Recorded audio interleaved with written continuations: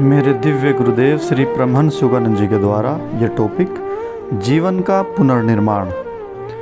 ये टॉपिक 3 जनवरी 1943 को कैलिफोर्निया के हॉलीवुड शहर में स्थित सेल्फ रियलाइजेशन फेलोशिप मंदिर में दिया गया प्रवचन है। गुरुजी बताते हैं, आज के प्रवचन का विषय बहुत ही महत्वपूर्ण है। जब आप यहाँ जो कुछ भी सुनने वाले हैं उसे जहाँ तक हो सके याद रखने का और उसे अपने जीवन में उतारने का निरंतर प्रयास करें। प्राय होता यह है कि थोड़ी समय के लिए लोग अत्यधिक प्रेरित हो जाते हैं और जल्दी ही जो कुछ भी सुना था वह सब भूल जाते हैं। इसलिए मैं पुनः आवृत्ति बार बार याद कराने का प्रयास करता हूँ, क्योंकि मानवीय चेतना की कठोर परतों को भेद कर किसी सत्य को अंदर उतारने के लिए उसे बार बार दोहराया जाना आवश्यक होता है। इस प्रकार बार बार सुनने से वह मनुष्य के विचारों में घुल मिल जाता है। किसी प्रवचन को केवल सुनने में और उसमें निहित सत्य को अपने जीवन में उतारने में बहुत अंतर है। मेरे गुरु स्वामी श्री युक्तेश्वर गिरि जी ने मुझसे जो कहा वह सब मैंने अपने जीवन में उतारा। यह उनकी शिक्षा का ही परिणाम है कि मैं हमेशा ही अपनी आध्यात्मिक प्रधानताओं को सर्वोपरि रखता हूँ। मैं 3 बातों में कभी नहीं चूकता: सुबह और रात का ध्यान, मेरी एक्सरसाइज, मेरा व्यायाम और जन सेवा, जितनी भी संभव हो सके लोगों की सेवा। ये मैं हर हाल में करता ही हूँ। अन्य कम महत्व के कार्यों को किसी भी तरह निपटा लेता हूँ। ईश्वर की चेतना में जीते हुए अब मैं देखता हूँ कि कई चीज़ें जो कभी मुझे अत्यावश्यक प्रतीत होती थी अब अनावश्यक लगने लगी। जैसे कल रात मुझे नींद की कोई आवश्यकता महसूस नहीं हुई, क्योंकि ईश्वर का बोध मेरी चेतना में बहुत प्रबल था। कभी कभार मैं अपने शरीर को निंद्रावस्था में देखता था, परंतु वह अर्धचेतन निंद्रा समाधि स्थिति शीघ्र ही हट जाती थी और मेरा मन एवं शरीर पुनः ईश्वर की चेतना से भर जाते थे। ये बातें मैं आपको अपने प्रत्यक्ष अनुभव से बता रहा हूँ। किसी दिन यह सब आप भी अनुभव करेंगे। जिस ईश्वर को मैंने अपने अंदर अनुभव किया है, जिस ईश्वर को मैं अपने अंदर अनुभव कर रहा हूँ, उसी के माध्यम से अपने भीतर विद्यमान ईश्वरीय प्रकाश को उन लोगों में संचारित करना मेरे लिए संभव हो जाता है जो अपने मन के तार मुझसे मिलाए रखते हैं, मतलब जो मन ही मन मेरा ध्यान करते हैं। मैं अपनी नहीं बल्कि उसकी स्तुति कर रहा हूँ जो मेरे भीतर ईश्वर है।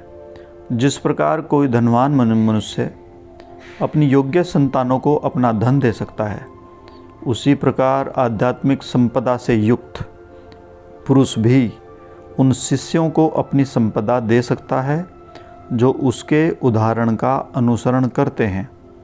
सभी सच्चे महान संत यही कर सकते हैं। आध्यात्मिक चेतना को इस प्रकार से संचारित करने के अनेकानेक उदाहरण हैं।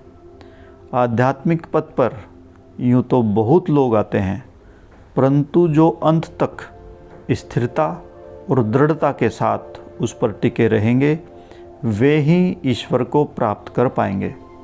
सच्चे भक्त जो जान लेते हैं कि संसार के अंधियारे मार्ग केवल निराशा की ओर ही लेकर जाते हैं, ऐसे ईश्वर प्राप्ति के लिए दृढ़ता के साथ साधना करना और ईश्वर में कभी संदेह नहीं करना और अपने आप को पूर्ण रूप से ईश्वर में समर्पित कर देना। ईश्वर उत्तर देते हैं या नहीं इसका कोई महत्व नहीं होता। भक्त अपने अंतःकरण में कहता है, हे प्रभु, आप जानते हैं कि मैं आपकी ओर बढ़ रहा हूँ, इसलिए आप उत्तर देते हैं या नहीं इस बात की मुझे कोई चिंता नहीं है। आपका उत्तर पाने के योग्य न होते हुए भी मैं जानता हूँ कि जब समय आएगा तब आप मुझे उत्तर दिए बिना नहीं रह सकते।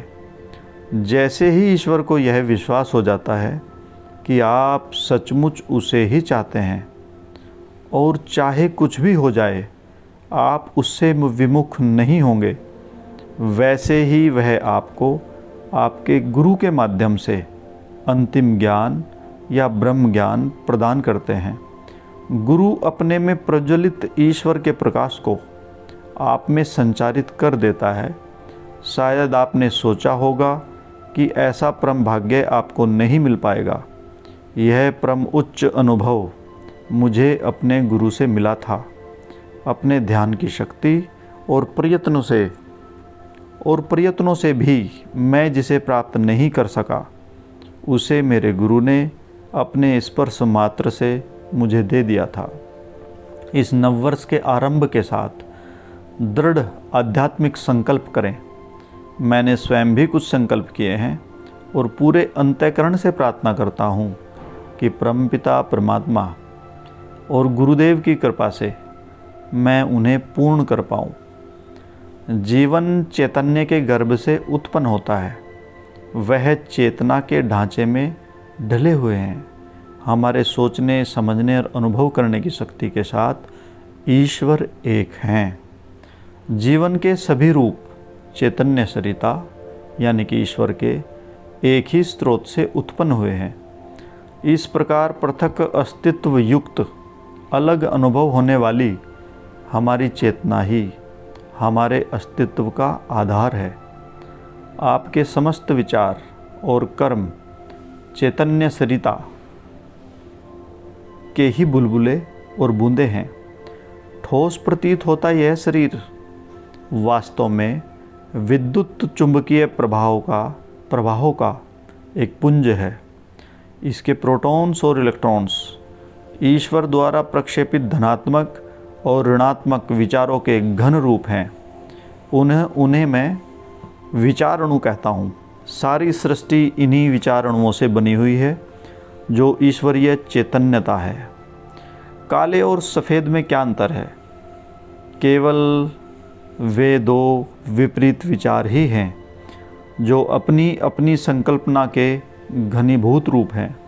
उदाहरण के लिए स्वप्न में दिखाई देने वाले काले और सफ़ेद घोड़े और कुछ न होकर केवल स्वप्न दृष्टा की एक ही विचारधारा के विभिन्न घनीभूत स्वप्न रूप या सापेक्ष रूप होते हैं।